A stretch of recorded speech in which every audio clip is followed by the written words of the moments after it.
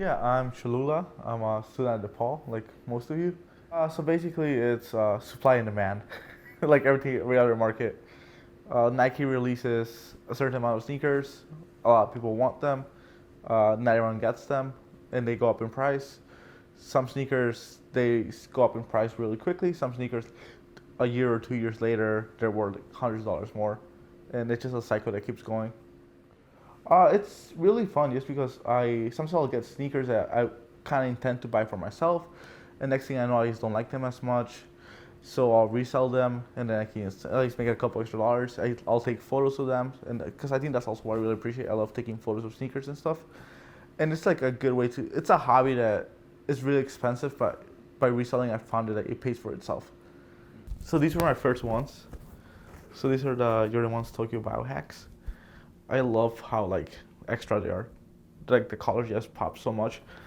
But when I got them, I was still new to the whole sneaker thing, and I was in such a rush to get them that I got the wrong size. So I got size 7 for these when I was size 8.5. So I sold those and then bought them for resale on in my right size.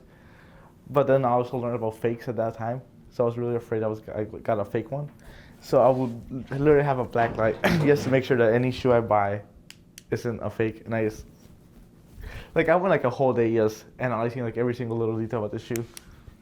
What got me to shoes was Into the Spider Verse. Miles just wore some Jordan ones, and I really liked them. And then a couple months later, Nike has this thing where you make your own sneaker, and I made my an Air Force One, and I really liked that, and then I just kind of went down there. Miles wears Chicago ones, and they finally released again in November.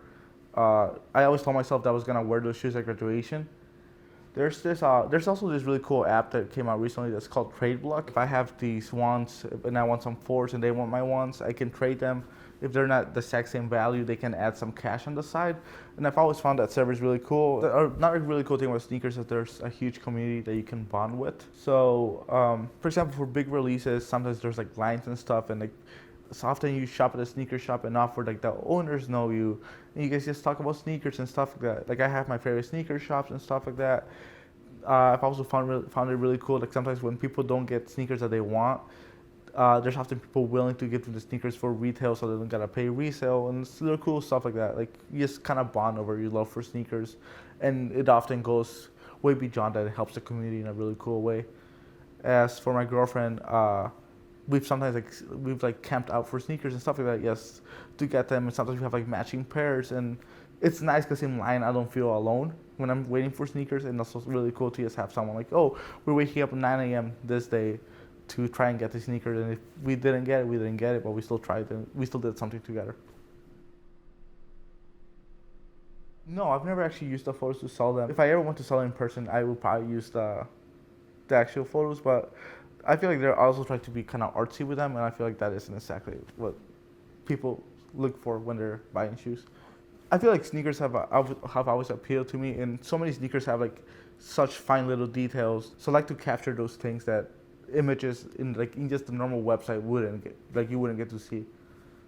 Whatever shoe comes my way, I try to like photograph it, so at least I have something valuable with it.